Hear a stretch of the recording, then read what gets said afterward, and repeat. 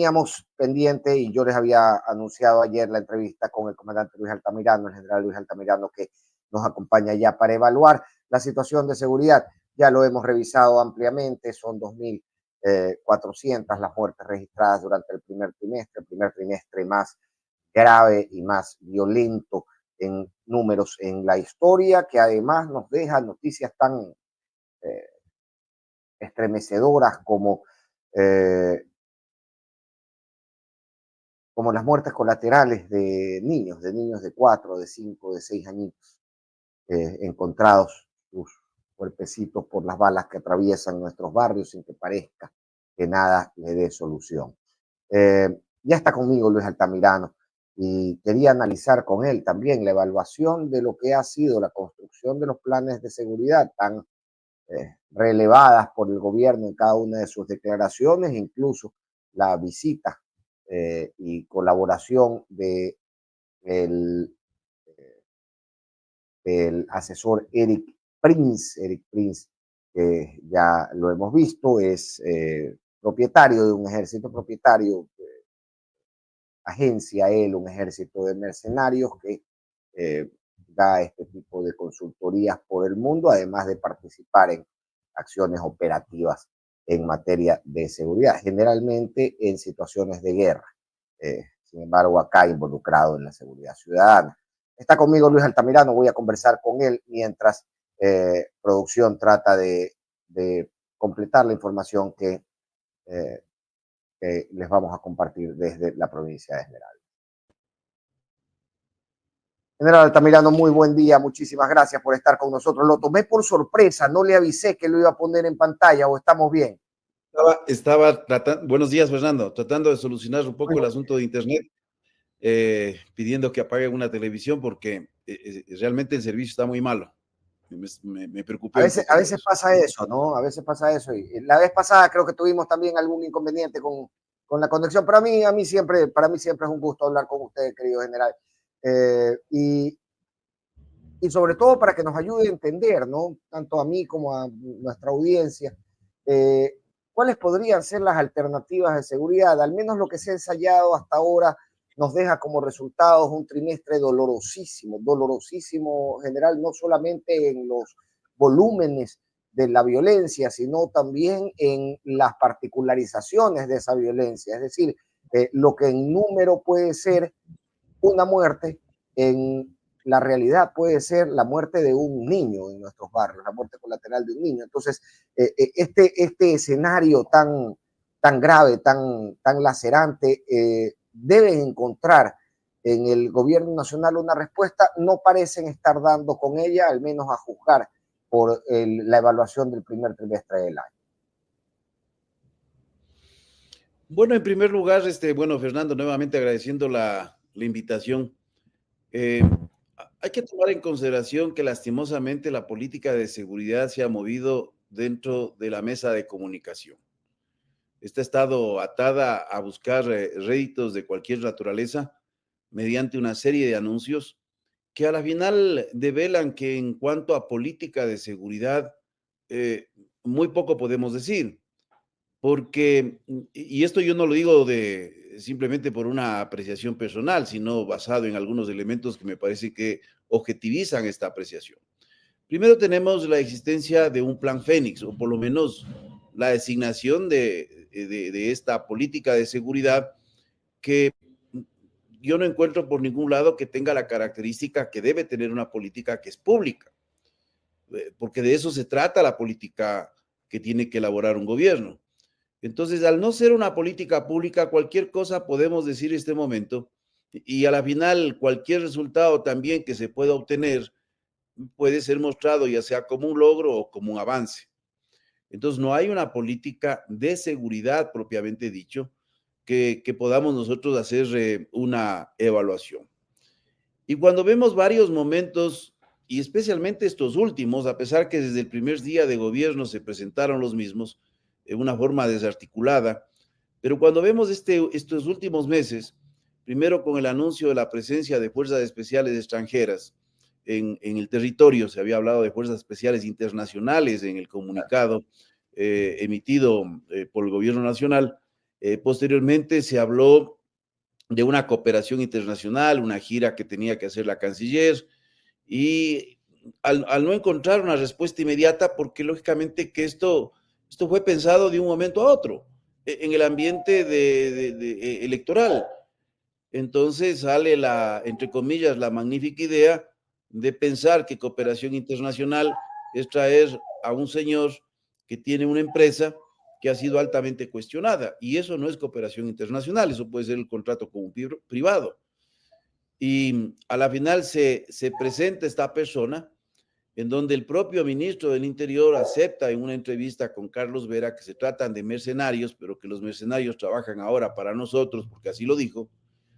Y bueno, y la gente feliz, porque la gente quiere respuestas. Y también no hay que olvidarnos que vivimos este mundo de la infocracia, este mundo en donde a la final en esta sociedad posalfabética lee menos, pero se apropian de las mentes de las personas a través de las imágenes y estas respuestas de carácter sencillo. Y lastimosamente vende. ¿Y qué tuvimos como resultado? La presencia de una persona que apareció inclusive dando declaraciones de carácter político, pero en un país en donde queremos una nueva constitución, queremos leyes, porque vivimos de eso, la ley electoral ni siquiera se cumple. Entonces, no se trata del problema del país ni de leyes, y con esto yo no me opongo a una constituyente, pero el problema fundamental del país es una débil institucionalidad. Porque solo quiero cerrar la primera parte que le mencioné. La Ley de Seguridad Pública del Estado menciona que tiene que presentarse a los 90 días de iniciado un gobierno el Plan Nacional de Seguridad Integral. Bueno, ha pasado más de 90 días. Hasta ahora no se ha presentado. Entonces, ahí está la ley. Y bueno, echa la ley, echa la forma de evadir la ley. Entonces, el problema del país no solo es de leyes, es un problema de actitud frente a las leyes. Y justamente en eso, porque existe en la clase política, por supuesto, esta actitud de desobediencia, si se puede, o de vivarachada criolla, para ponerlo en términos un poco más de acera, para sortearse la ley y la obligación que tienen de ceñirse a ella. Pero esto crea una imagen que yo pienso, y ya me dirá usted si está de acuerdo, general, yo pienso que se ha venido trasladando a la ciudadanía. La ciudadanía está dispuesta a aceptar que sus autoridades incumplan con la ley. Y esto deriva también en justamente a mí me ha encantado y le he apuntado este término que usted ha utilizado de la sociedad postalfabética, porque tiene mucho que ver en eso el deseo de espectacularización de este tipo de medidas de seguridad, el deseo de una violencia casi cinematográfica, ¿no? De estas películas de SWAT que bajan, terminan con el problema y luego se van y dejan a la sociedad feliz. Y creo yo que eso daña la conciencia colectiva y daña también la posibilidad de la ciudadanía de exigir respuestas en el marco de la ley a los gobernantes. ¿Cómo se puede ir sanando también eso, ¿no? Ir a medida que se va construyendo una política de seguridad que nos garantice a los ciudadanos caminar libremente y sin miedo por las calles? Por otro lado, tener una noción de que esto tiene que hacerse bajo los parámetros que el Estado establece conforme a sus leyes y a sus normativas, tanto nacionales como internacionales. Mire, yo veo bastante complicado cuando en el país se apuesta a un pensamiento único, y es un pensamiento único que supone que quien se opone a esa forma de pensar, bueno, se convierte en el adversario, en el oponente, en el contradictor, que es descalificado.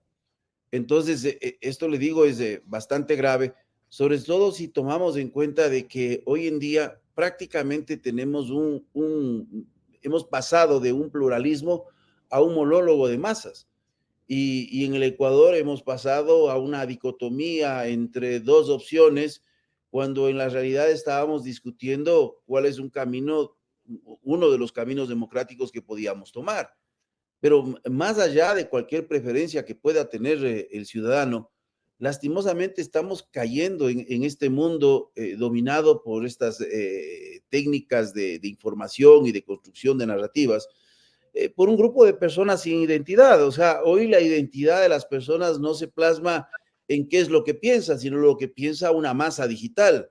Y nos adherimos y no hacemos ningún tipo de reflexión. Entonces se camina a un pensamiento único, y a través de un pensamiento único, lógicamente, no se puede generar estos grupos que crean el disenso. El disenso es uno de los elementos fundamentales en cualquier democracia. La historia de la humanidad, si alguien quiere sintetizar la historia de la humanidad es la historia del disenso, no es la historia de los consensos. Y para disentir no se necesita simplemente el acto afirmativo de consentir, que es decir, sí estoy de acuerdo con algo, sino que disentir pasa por el hecho primero de aceptar, de negar, pero de establecer cuáles son esos elementos de contradicción y establecer también al mismo tiempo cuáles son las alternativas de un nuevo estadio, por decir, estado que se quiera arribar.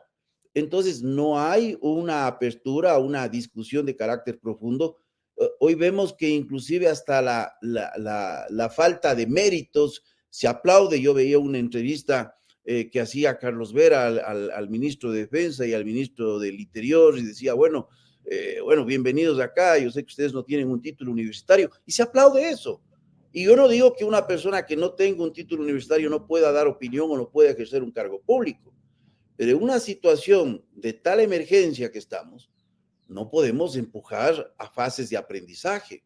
Y esto lo dije en una entrevista con todo respeto a la asambleísta Inés Alarcón, que preside la Comisión de Seguridad y Soberanía, que es una persona que tiene una experiencia en la industria textil, es una tecnóloga en administración de empresas que ha trabajado en el sector textilero.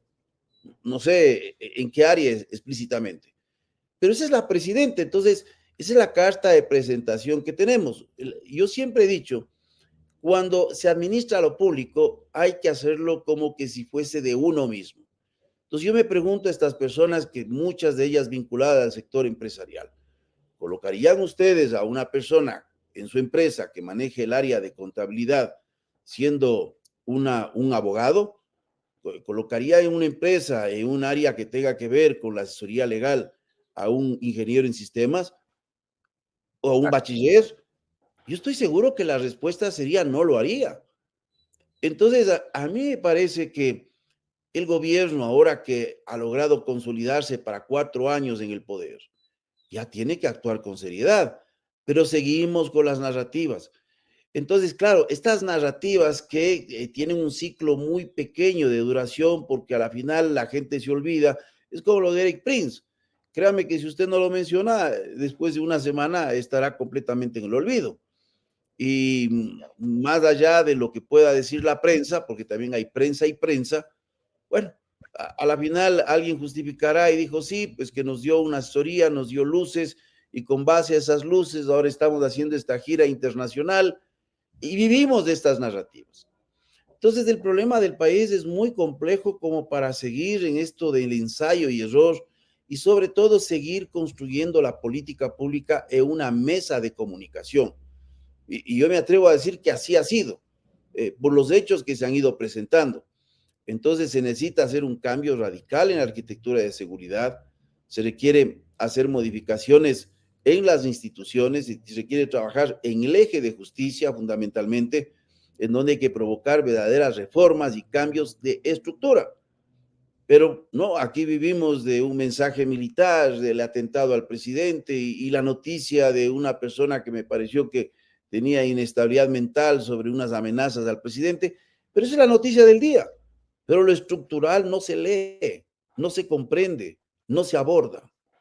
Y digamos, el efecto es únicamente por omisión o tienen un efecto grave en la seguridad, declaraciones como la de este comunicado, ¿no? Que tomada una amenaza que luego al final, y yo coincido con usted, ¿no? Cuando uno ve al señor supuestamente capaz de organizar un complot contra el presidente de la República y lo escucha hablar, caray, lo que nos deja es la sensación de que el Estado más bien debería acogerlo y cuidarlo y ampararlo, porque porque es una persona que tiene algún tipo de problema de salud mental.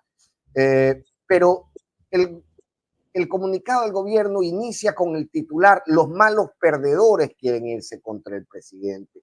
Y yo quiero preguntarle a usted sobre la incidencia que puede tener este tipo de mensajes, no solamente en la conciencia de los ciudadanos, sino también en las bandas y grupos organizados que detectan que el gobierno está mirando hacia otro panorama, hacia otro lugar, y podrían también envalentonarse con eso, general.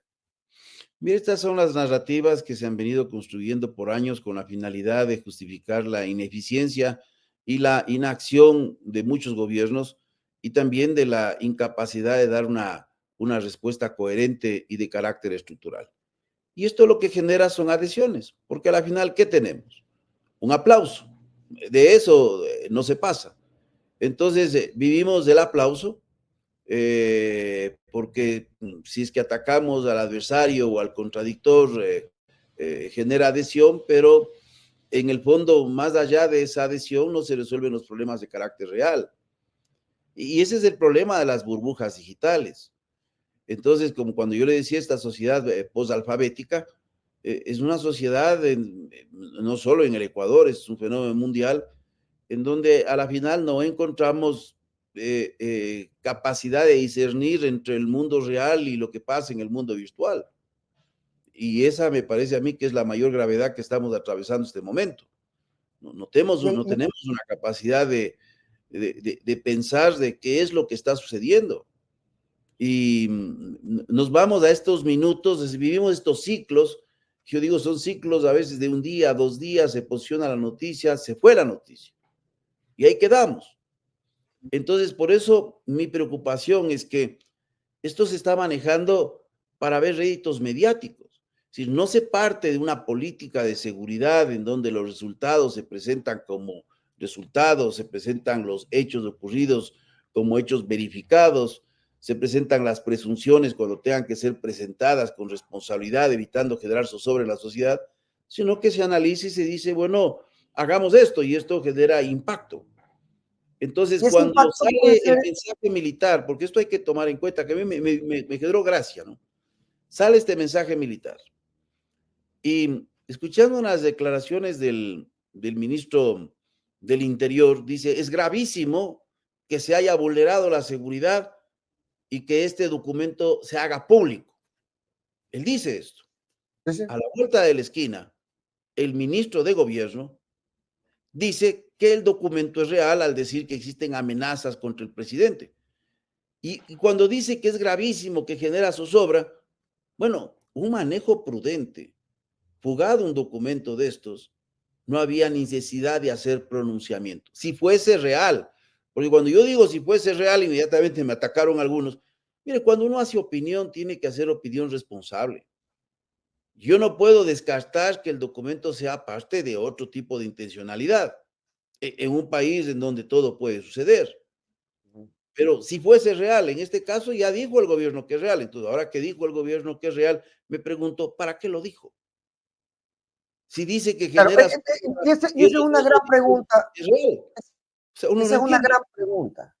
Es una gran pregunta y yo quería consultarle, en general, cómo se opera en estos casos. Si es que desde dentro de inteligencia militar y policial se conoce que indistintamente de la gravedad de la alerta, de la alarma, ¿no? Porque en este caso, como decimos, es de una persona que al final, si uno lo escucha hablar, no parece ser una alerta grave, pero indistintamente de la gravedad de la alerta, ¿cómo debería operar un sistema de inteligencia policial o militar ante una amenaza de este tipo? El canal que se realiza la alerta me parece fuera de todo sentido, porque cuando usted notifica a los comandantes de fuerza, por disposición del jefe del comando conjunto, dice, y a los comandantes de teatro, uno dice, ¿para qué se les hace conocer a los comandantes de fuerza? ¿Para qué den disposiciones? Bueno, no hay que olvidarse lo siguiente, que la conducción que se está dando ahora es desde el comando conjunto a los comandantes de teatro.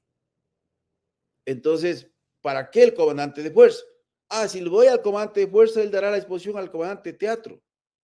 La construcción inclusive del mensaje que habla por UMINT, que significa fuentes humanas. Es innecesario indicar la fuente porque aquí hay que calificar fuente y agencia. Entonces, la Claro. construcción del mensaje me genera una serie de dudas porque se notifica a la casa militar. No veo que esté ahí la notificación a la casa militar, que es una unidad Oh, qué militar. detalle, claro, qué Pues, detalle. Yo no vi eso, sí, tiene usted toda la razón. sí, entonces, a mí me generó muchas dudas el hecho de cómo se presentó. Y cualquier persona puede opinar lo que quiera de mis opiniones, pero yo estoy opinando haciendo una reflexión sobre el contenido del mensaje. O sea, era necesario, digamos que era cierto, era necesario ese canal que un oficial de guardia en un medio sin seguridad, por mensaje militar, haga esta notificación con una serie de detalles innecesarios y en donde no se queda solo en el atentado al presidente, sino en la protesta social y otras cosas. Entonces, no digo que sea falso, pero cuando se hace un análisis, y yo hasta ahora no puedo decir, ahí la palabra del gobierno. El gobierno también nos dijo que iba a poner 27% de arancel a México, hasta ahora no le pone. Entonces, usted me dice, ¿podemos creer? Yo he dicho esto con toda la responsabilidad. Tenemos un gobierno con una palabra altamente devaluada.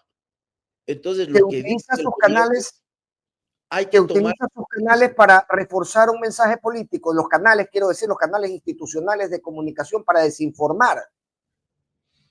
Mire, es grave porque yo he manifestado en varias ocasiones, uno de los trabajos que tienen que hacer los políticos es dejar de manosear a las Fuerzas Armadas y despolitizar el discurso de la seguridad. Esto ya no da más. No se puede hacer el juego a esto de aquí. Ya se vivió en el pasado. O sea, no hay que despolitizar el discurso de la seguridad. No se gana absolutamente es nada. Entonces, este tipo de juegos en donde se coloca Fuerzas Armadas de por medio, en la mitad. Mire, a mí me preocupa un asunto y ojalá pudiera yo darle una entrevista completa porque es algo que no se han hecho eco ningún medio. Hay una investigación que le realizó la Posta, posteriormente la Defensa. Yo he investigado todos estos documentos y aquí se ve cosas que son verdaderamente extrañas en los procesos de compra de material y de equipo. Yo quisiera al momento explicarle todos estos Con gusto. detalles porque me genera muchas dudas, pero el problema es que como vemos las cosas dependiendo del ojo de preferencia, entonces si vemos con el ojo izquierdo, no vemos lo que ve el ojo derecho, vemos lo del ojo derecho, no ve lo del ojo izquierdo. Cuando uno hace análisis sin apasionamiento, sin preferencia política, tiene que ver todo. Entonces, ¿dónde están los patriotas cuando se quiso vender el material B-21 a precio prácticamente de huevo? ¿Sí? A ese precio se quiso entregar a los Estados Unidos. Cuando El que los se quiso Estados Unidos tenían todo el chatarrizar en derecho, papeles. sí, todo El el que se derecho, quiso señores, chatarrizar en papel. cuando se puso que eran chatarra y no eran Sí, chatarra. sí, sí. Entonces, yo digo, los Estados Unidos tienen todo el derecho de ofertar, no está mal. Pero varios países latinoamericanos dijeron no, porque estos son artículos de la defensa. Pero aquí se los calificó de chatarra. Ni no ha pasado es nada. Y ahí no hubo patriota que defienda.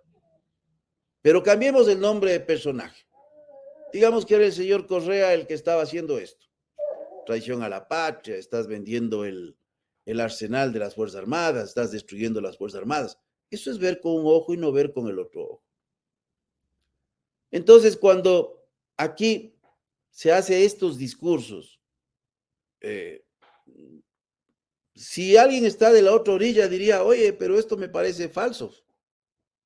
Ah, No, esto no me parece correcto. Y los mercenarios, entonces digamos que aquí traíamos al grupo Wagner que se pronuncia ujú. exactamente, ruso, hubiesen dicho mercenarios, van a acabar con la libertad. Pero aquí traen al señor Eric Prince, entonces los que están a favor, inclusive vi oficiales de alta graduación justificando, cosa que, o sea, es increíble, ¿no? Mire, yo lo que le puedo decir es que yo no he recibido favor alguno en mi carrera militar, a mí no me ascendieron alterando registros, cambiando registros, eliminando sanciones. Entonces, tengo toda la libertad de decir y hablar lo que pienso, con argumentos, Fernando. Y, Porque a mí me han atacado y muy duro en este tiempo en las redes, ¿no? Me han atacado muy duro. lo he Y visto, el lo he ataque, visto pues, general. Y, y hay realmente, contraargumentos, los contraargumentos. Entonces, cuando alguien me dice narco general, ¿cuál es el contraargumento? No, le bloqueo. Y yo no veo las redes. Mire, yo estoy en 3 grupos de WhatsApp. Uno de amigos de infancia, familia y un grupo de analistas que ni escribo, solo veo. Nada más, no pierdo el tiempo. Prefiero leer un libro, estar perdiendo el tiempo en estos. Esa es la necesidad de tener esta posalfabetización digital, ¿no?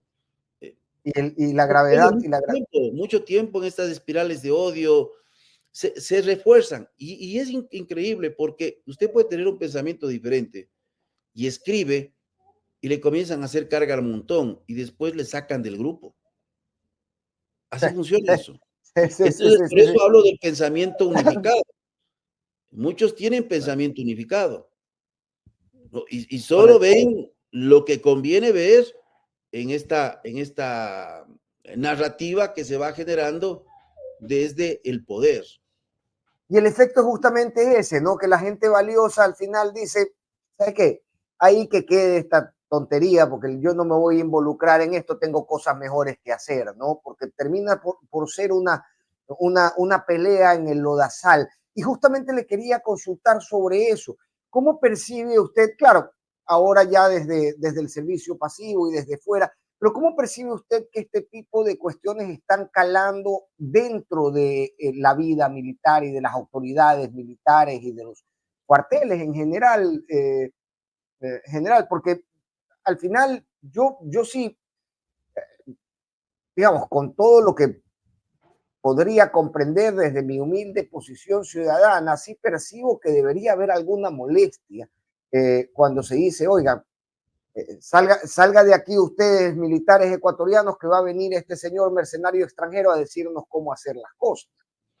Bueno, lo que pasa que, mire, estamos en medio de un circo mediático, en donde hay varias representaciones aquí. Y estamos también en medio de un clero periodístico. Muchos por convicción, otros porque de por medio hay beneficios. Y estamos guiados en cierto modo por una clase intelectual en un lado, en el otro lado, que tienen intereses muy claros de carácter económico. Mire, no le voy a mencionar el personaje porque me ha causado gracia. No he visto ninguno de sus TikToks ni leo ninguna de sus publicaciones, porque es una persona que estuvo muy ligado con el partido que generó este feriado bancario y después este proceso compulsivo de dolarización que empobreció a muchas personas, más allá de los efectos sociales que se dio posteriormente con esta migración también de carácter compulsiva. Pero le veo con una actividad increíble, haciendo TikToks. Yo me hago la pregunta, ¿de dónde salen los recursos? Vea, gracias a Dios crecí parte de mi infancia en una biblioteca. Gracias a Dios tuve un padre muy educado que me enseñó a ver las cosas de forma crítica. Y gracias a Dios también me gustó el estudiar, no por un título, sino por el conocer más. Pero uno se hace la pregunta, ¿de dónde sale esto? Pero ¿por qué no leo estas cosas? Porque estas personas hicieron mucho daño a personas que conocí directamente cuando se dio el feriado bancario. Pero hoy hay un olvido completo. Y mire, si fuese una persona de malos sentimientos, estuviese repitiendo todos los días quién fue esta persona, cómo participó en este gobierno y cómo llevó a la pobreza a personas que conozco e inclusive le digo familia. No lo digo, porque yo creo que está en el pasado y son lecciones que uno tiene que aprender, porque a la final el feriado bancario es causado por la indisciplina de nuestros propios políticos. Y esto tengo que tener cuidado en lo que digo, porque mire, la dolarización es buena para el Ecuador, pero le aseguro que la dolarización no es buena para Chile. La dolarización no es buena para Francia. La dolarización nunca será buena para Canadá. ¿Por qué? Porque son países que tienen mayor nivel de institucionalidad, controles, mayor disciplina. Para el Ecuador, ¿por qué es bueno la dolarización? Porque fuimos un país indisciplinado. Y en esa indisciplina cumplimos elementos básicos en el establecimiento de carteras de préstamo de recursos, que al final, ¿quién terminó pagando todos estos préstamos vinculados a los grupos de poder? Y eso iba a apuntar yo, ¿no? Nos Al hemos final, olvidado. Y eso al nos hemos final olvidado. el dolor fue nuestro, no de los que tomaron las grandes decisiones. El dolor fue de las familias Sí, ecuatorianas le digo porque, mire, yo mismo sufrí en carne propia en una situación salarial muy precaria en ese tiempo, en donde mis pocos ahorros se acabaron con esto del Banco del Progreso. Yo tenía un acumulado como gran fortuna, creo, de $2.300, y me terminaron entregando los amigos de este señor que ahora sale con marioneta y todo, $400. Entonces a mí sí me duele, ¿no? Este desparpajo de hacer de la política, como se dice, la forma de vida. Porque de eso han hecho su forma de vida. Eso le puedo decir. eh, eh, general, y usted me decía, ¿sabes qué? Despolitizar la, la gestión de seguridad, pero es que al final esto tiene un trasfondo político, porque si Yo hablo de resume la construcción de... despolitizar el discurso en estas narrativas y despolitizar a Fuerzas Armadas y evitar que la policía, que también ha caído en eso, se politice. Pero es posible, y permítame solventar esta pregunta en el siguiente razonamiento, estimado general, porque al final las políticas públicas se diseñan desde algún tipo de conciencia ideológica. Ahora hablábamos justamente de este deseo de violencia cinematográfica que muchas veces existe cuando tratamos temas de seguridad. Existe otra postura, la de Claudia Sheinbaum, que ha dicho esta semana nuevamente, ha ratificado la política de menos balazos y más abrazos. Y en el medio, varios matices, ¿no? Y esos matices al final, o esos matices, o esos extremos al final pueden ser capturados por la propia, quiero decir, por quienes manejan las instituciones militares, por quienes manejan las instituciones policiales, y desde ahí tratar de proponer, desde ahí tratar de diseñar y de poner y de implementar políticas públicas de seguridad. Mire, lógicamente que siempre existe un matiz en el momento que se diseña una política pública, porque no se trata de una ciencia exacta en donde usted suma 1 más 1 y tiene como resultado 2. No, aquí tenemos otros elementos transversales sobre la concepción de aspectos políticos, económicos, sociales que están vinculados a los elementos de violencia. Pero cuando yo le hablo de despolitizar, es dejar estas narrativas que simplifican un fenómeno tan complejo y que lo único que se orientan es a destruir al otro. Cuando hablo de despolitizar las decisiones de seguridad, es dejar de hacerlas partícipes en este tipo también de explicaciones de por qué llegamos acá y que tomen partido. Eso es muy equivocado. Una de las formas de asegurar madurez en un régimen democrático es que sus instituciones se deban al Estado, no se deban al gobierno de turno. Entonces no podemos seguir viviendo así. ¿Y cómo se construye una política pública? Para que tenga no mayor efectividad, digamos así, pero por lo menos un sentido de participación mejorado al que se tiene en la actualidad.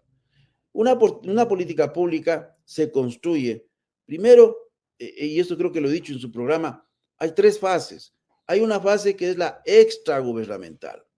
Es decir, esta es una fase que no está en instancias gubernamentales más allá del eje articulador del gobierno central, en donde participa la sociedad civil, la academia, en donde participan las cámaras, la representación de la sociedad.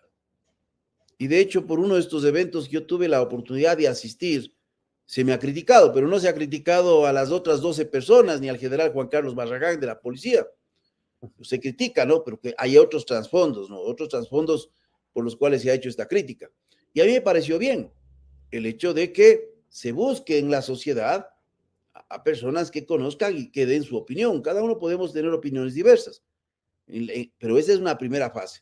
Una segunda fase es aquello que se hace y se conoce como intergubernamental. Y yo converso con los gobiernos autónomos descentralizados, sí, gobiernos locales, viendo sus problemáticas. Converso con las otras funciones del Estado. Veo perspectivas, visiones. Y voy a una tercera fase, que ahora me encierro como gobierno.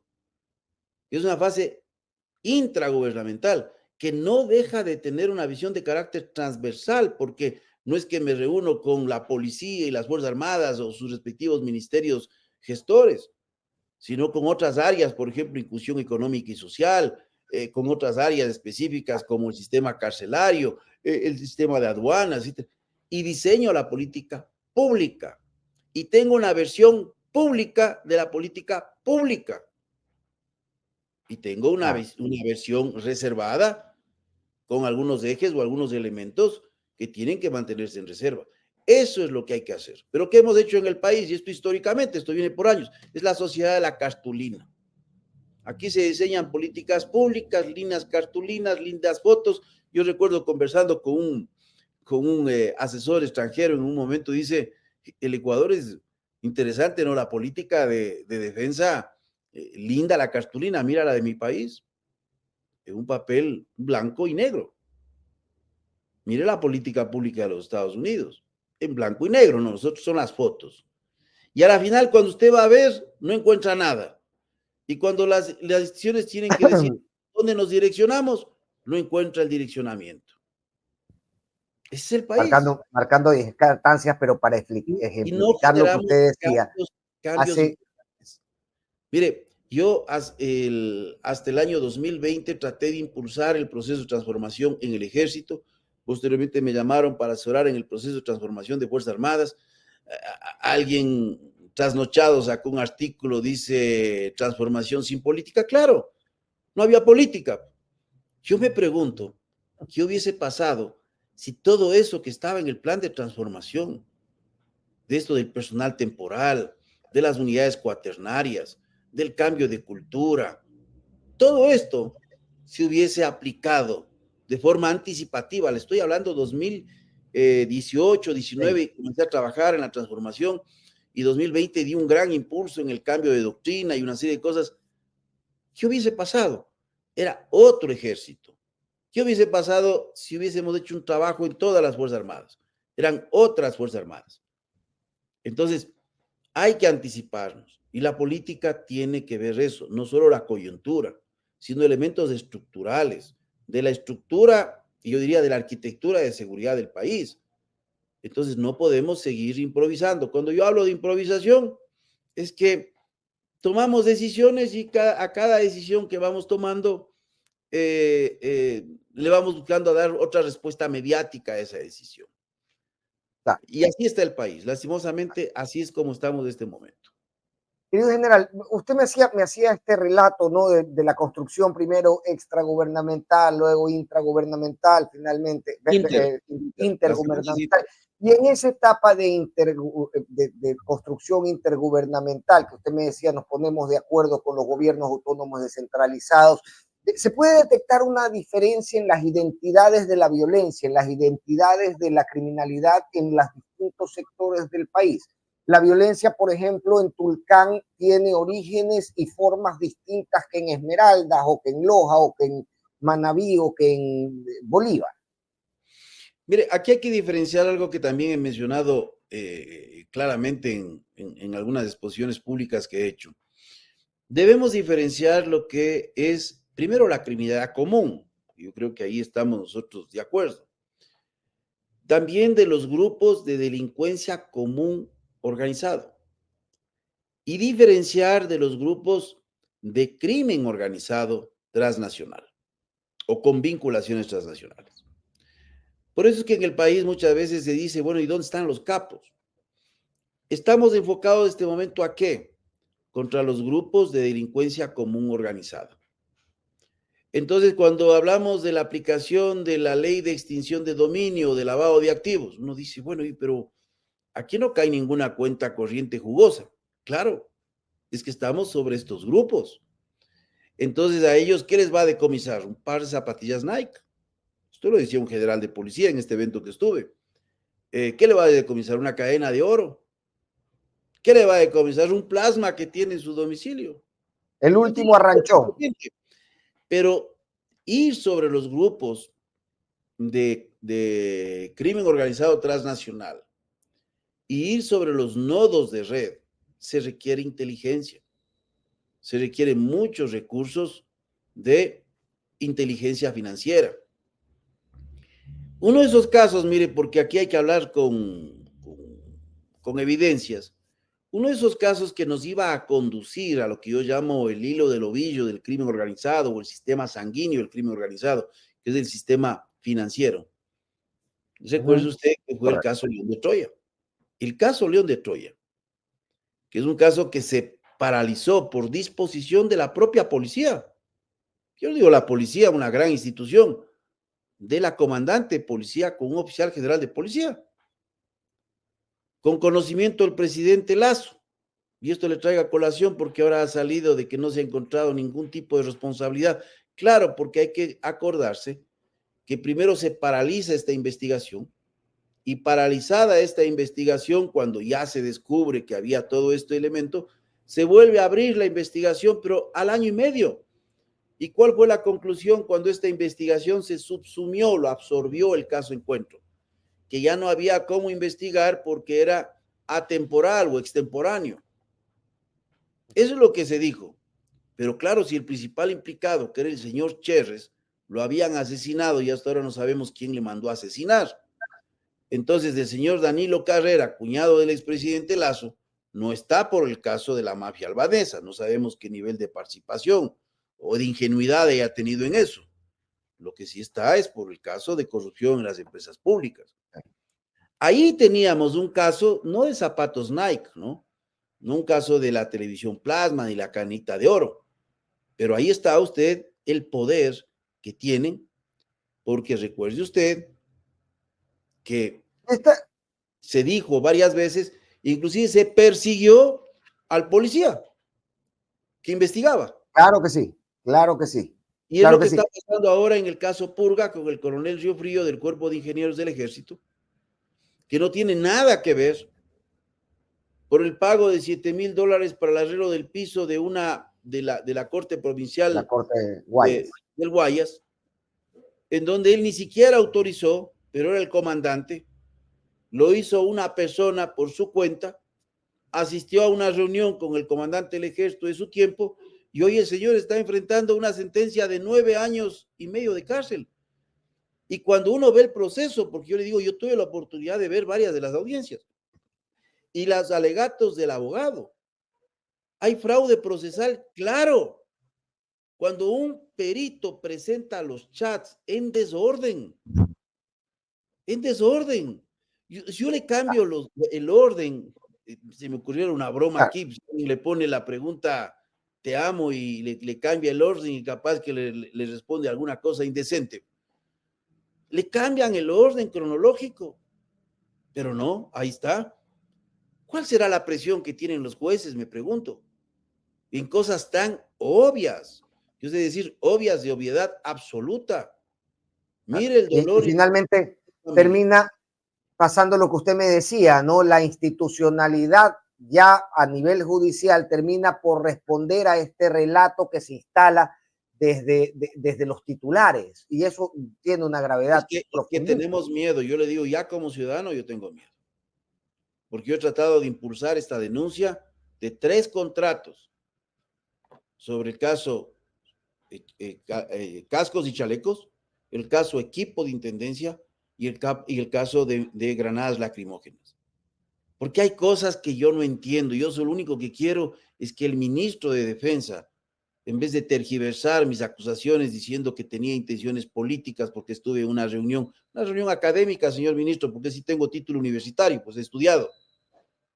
Es una reunión académica que me pidió una fundación alemana. Pero a esa reunión académica le tergiversan cuando lo único que pedí es que me den explicaciones como esta, porque esto hay que profundizarlo. ¿Cómo es posible que el Estado se le ocurra comprar gas lacrimógeno a una empresa que hace señalética. No, o sea, no creo que en la empresa de ellos se les ocurra comprar un equipo de computación en una panadería, en la de ellos, ¿no es cierto? Porque uno tiene que ver el dinero público como que fuese de uno. Esa debe ser la regla general que debe regir a los ecuatorianos que van al servicio público, de uno mismo.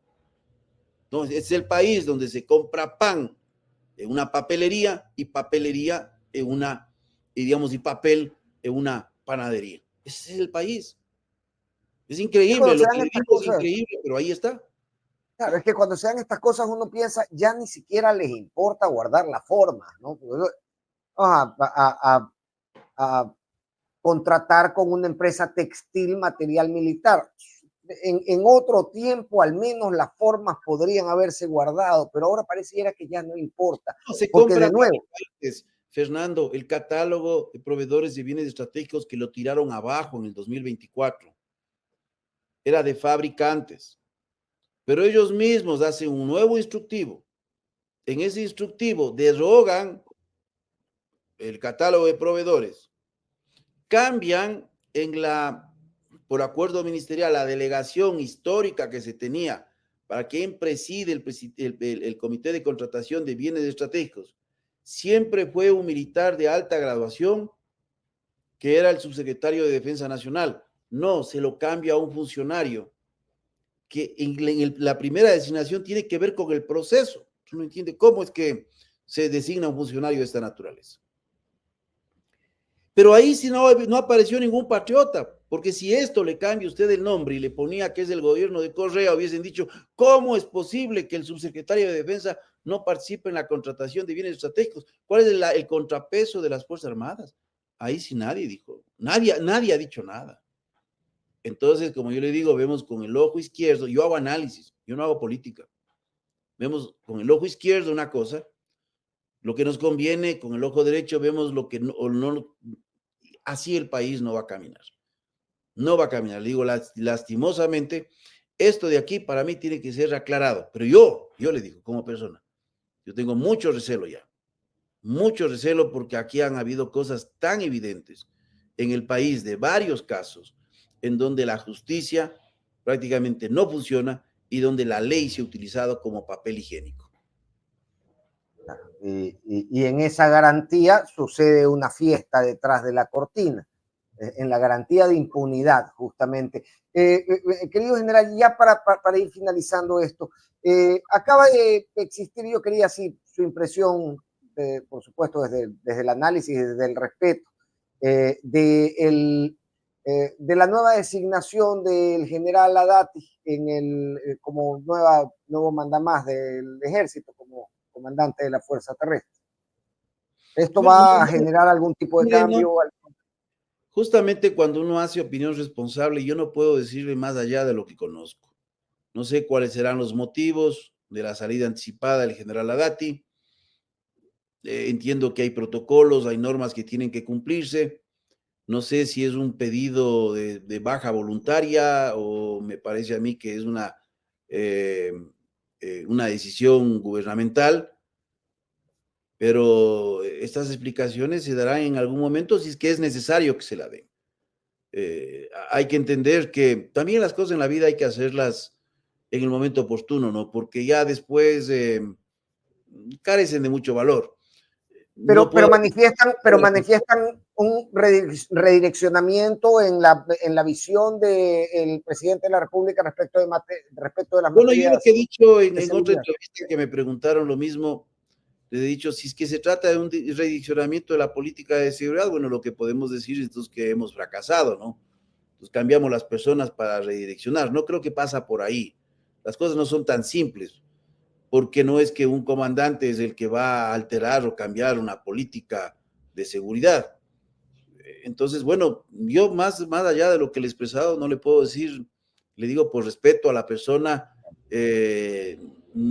estar elucubrando, tratando de inferir qué es lo que ha sucedido, ha pasado, me parece que también sería muy irresponsable de mi parte. Correcto. General, siempre un abrazo, siempre muy agradecido con usted, siempre muy gustoso de tenerlo en este mes. Muchas gracias, Fernando. Muchas gracias por la invitación. Muy amable. Un placer. Muchas gracias. Un buen día. Gracias. El general Luis Altamirano nos acompañaba para hacer un repaso importante también sobre los temas de seguridad desde la perspectiva de alguien que ha dirigido una de las fuerzas militares y que además tiene, pienso yo, la solvencia tanto académica como de visión de seguridad para poder proponer y proponer, por supuesto, desde su lógica, desde la lógica de su formación. Y es una lógica, una lógica que se expresa eh, con, con inmensa preocupación por lo que pasa en el país, con inmensa preocupación eh, por lo que generalmente estamos observando, más allá de nuevo, lo decía el general, más allá en esta sociedad del postalfabetismo, decía el general Altamirano, y tiene vaya, razón de que muchas veces parecen imponerse los titulares por sobre las lógicas que deberían empujar y deberían eh, llevar adelante eh, los temas de seguridad. Temas de seguridad que nos dejan con una dolorosísimo o con un dolorosísimo saldo a terminar el primer trimestre del año.